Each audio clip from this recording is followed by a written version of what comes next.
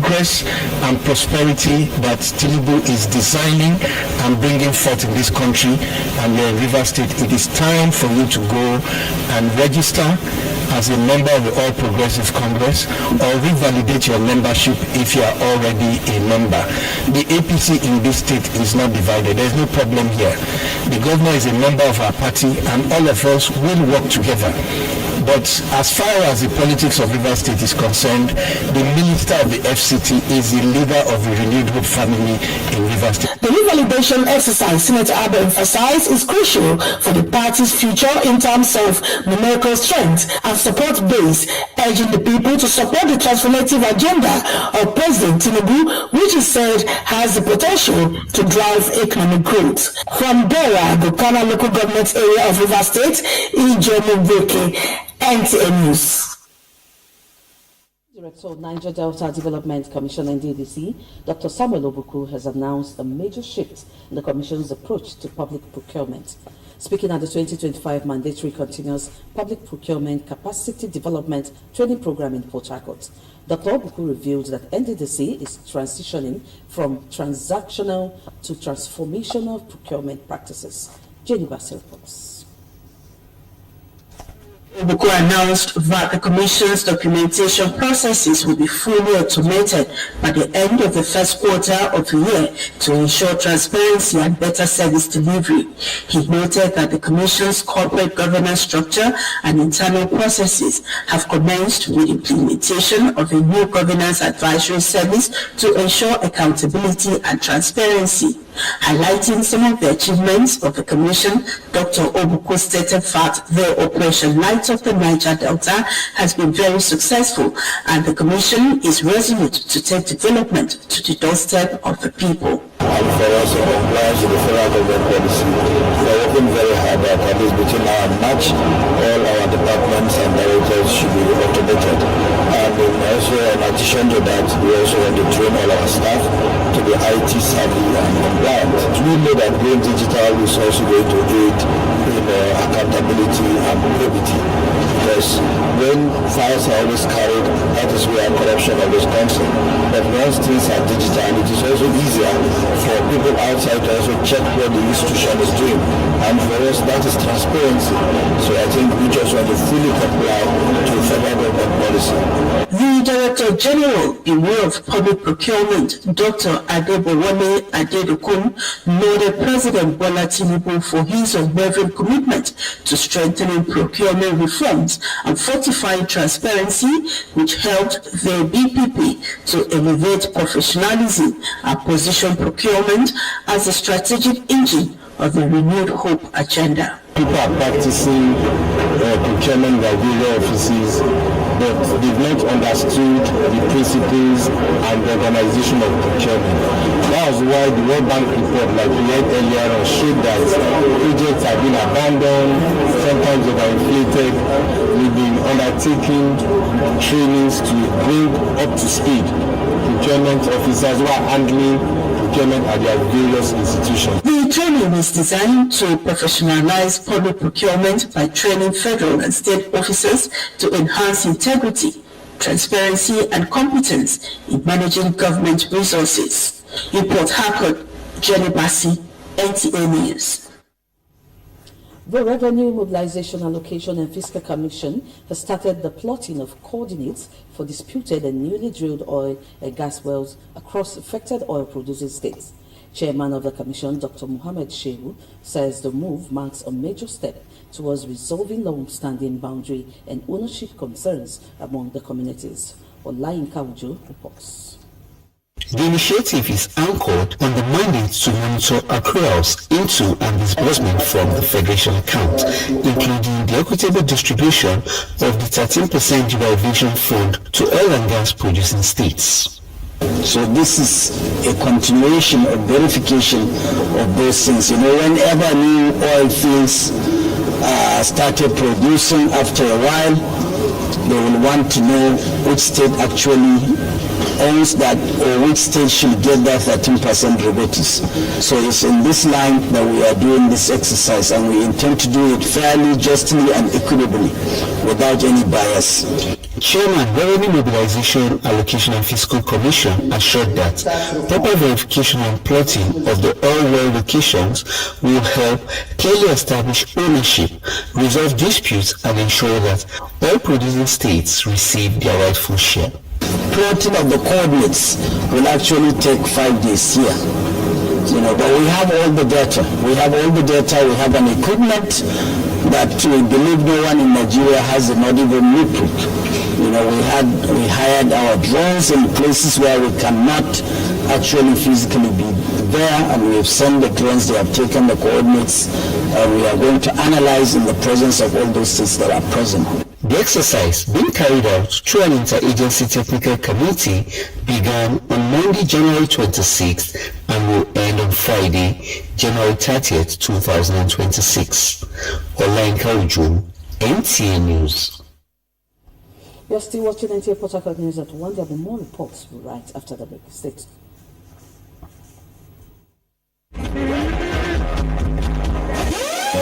Your birthday is coming. And you're still thinking small? No hype, no crowd, no fun. It's time to level up with Birthday Bars. The biggest birthday show live on TV. Bring your cakes, snacks and drinks. We've got the vibe, we've got the crew and friends for you. Get your birthday tickets now. Adult celebrants, 5,000 naira. Child celebrants, 3,000 naira. Well wishers and other attendees, 2,000 naira. Performances are games, shout-outs and you on TV. Showing live every last Saturday of the month at 12 noon on NTA Port Harcourt. For sponsorship, adverts or how to get your tickets, please call 080-370-69516 or 080-330-91338. Birthday Bars, it's your day. Let's make it loud. Okay, you love this one. Oh yeah, oh yeah, oh yeah,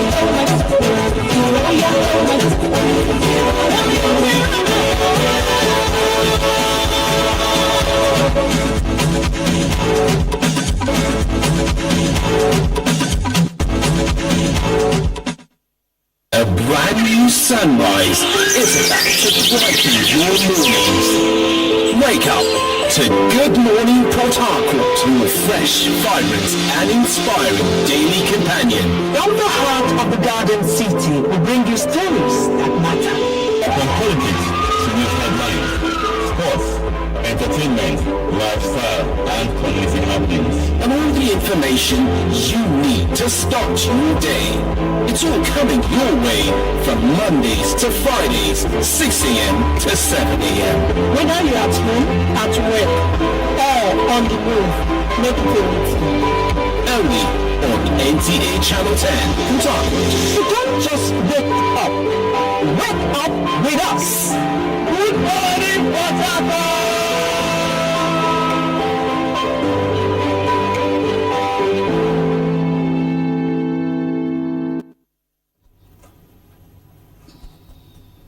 Welcome back.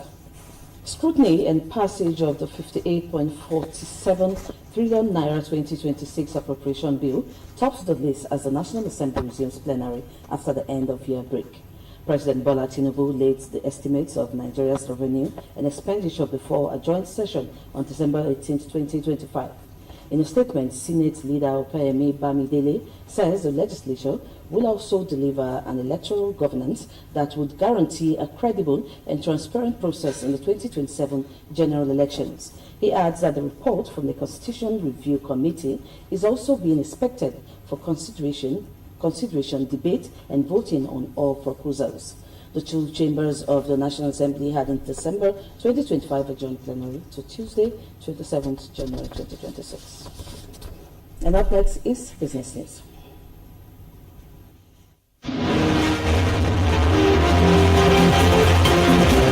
The Nigerian International Petroleum Company Limited and Chevron Nigeria Limited are planning to increase oil production at their joint venture to 160,000 barrels per day, aiming to boost government revenue. This was as the NNPC congratulated Chevron, operator of the NNPC Limited/CNL joint venture, on the successful completion of the Awodi 07 appraisal and exploration well located in the shallow offshore western Niger Delta. According to a statement by the NNPC spokesman, Andy Ode, the Awodi 07 well was drilled as part of the joint venture's ongoing efforts to delineate further and unlock hydrocarbon potential within its asset portfolio. Still on business news, citizen advocacy group Citizen Monitors has called for a probe into allegations that the 2025 tax law was forged, warning that the development poses a serious threat to constitutional governance and public trust. In a press statement issued by its spokesperson and head of communications, Olajimoke Alarode James, on Monday, the group condemned what it described as the silence of the federal government over the alleged forgery. It insisted that any tax law not validly passed by the legislature and assented to cannot be enforced in a democracy.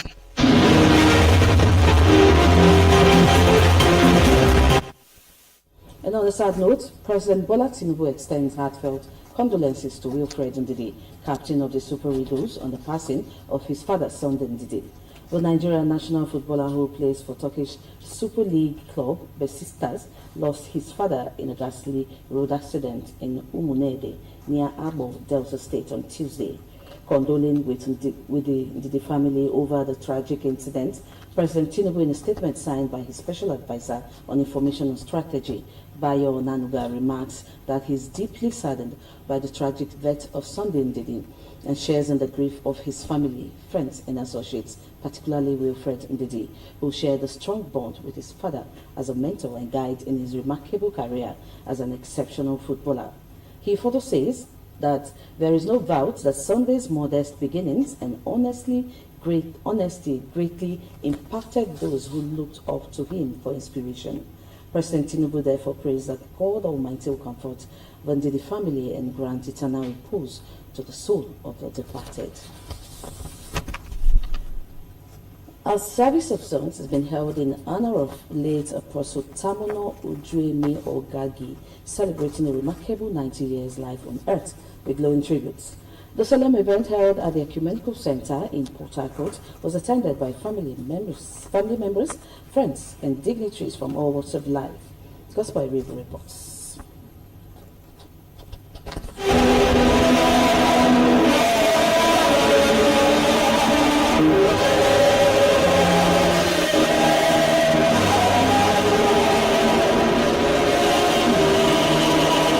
Those solemn echoes from the congregational verses are a reminder of the mortal nature of mankind, leaving behind only the footprints of time. In his message at the service of songs for the repose of the late Apostle Tamuno Ujuemi Humphrey Ogagi, Reverend Dominic Idu Lawrence re-echoed the emptiness of worldly possessions. He reiterated that humanity comes into the world with nothing and ultimately returns to the Maker with nothing.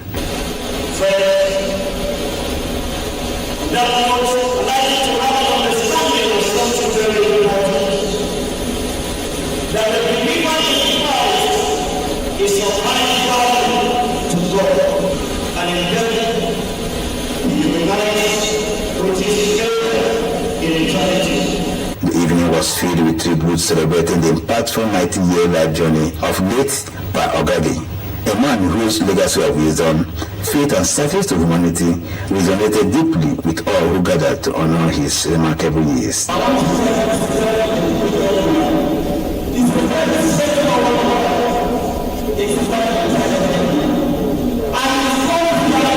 As a lasting tribute to his memory and enduring legacy, the family had various renditions and heartfelt performances, including the dedication of a book chronicling the good deeds and life of service of the late patriarch, written by one of his daughters-in-law, Dr. Joy Ogaki.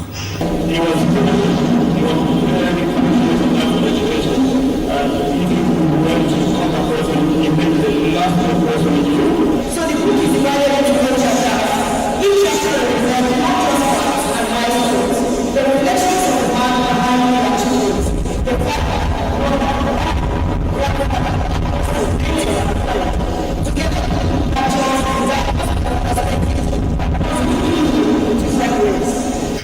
The late cleric and founder of Jesus Evangelistic Ministries International was described as a father to many and a man whose name will be spoken with gratitude for generations to come. But Ogaki was a devoted and accomplished family man, blessed with 9 children and 30 grandchildren.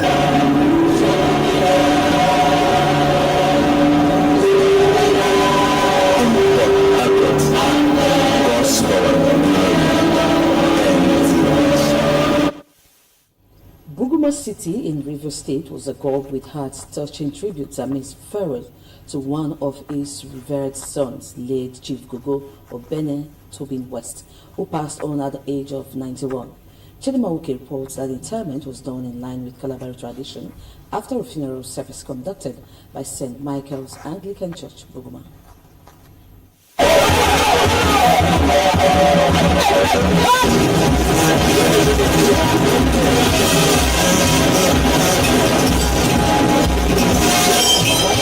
The burial ceremony brought together traditional rulers, community leaders, and friends who joined the family to honor the life and legacy of the revered elder, late Alabon Tobin West.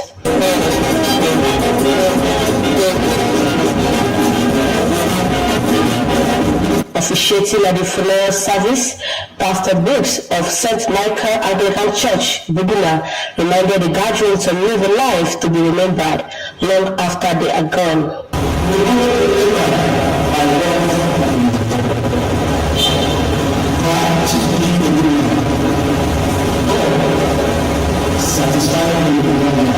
The burial ceremony commenced with traditional rites and cultural displays, reflecting the rich cultural heritage of the Buguma people in building farewell to the departed loved ones.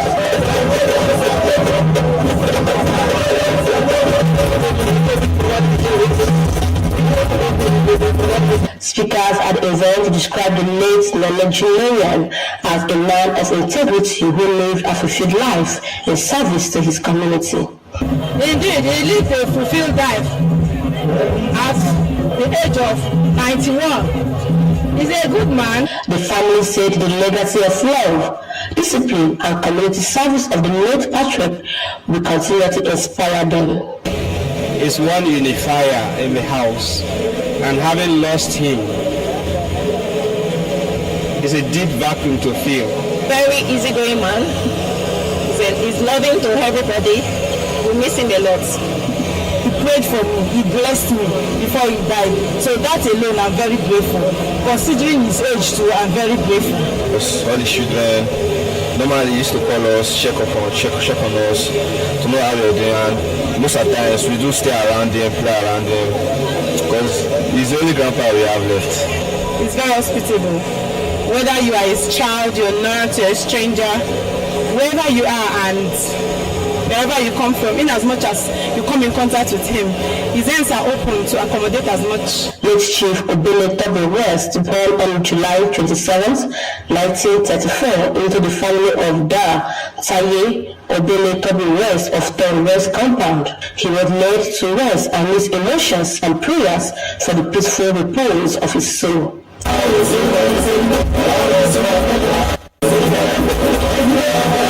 In Buguma, Asar Town, in the government area of Rivers State. Chidinma Uke, NTA News. And that's NTA News at 1, but just before we go, a quick reminder that you can watch our news streaming live on our social media handles currently showing on your screen. Like our page on Facebook to get updates of our news and programs. You can also watch all our news at NTA Port Harcourt on Star Times, channel 103. Thank you for watching. Good afternoon.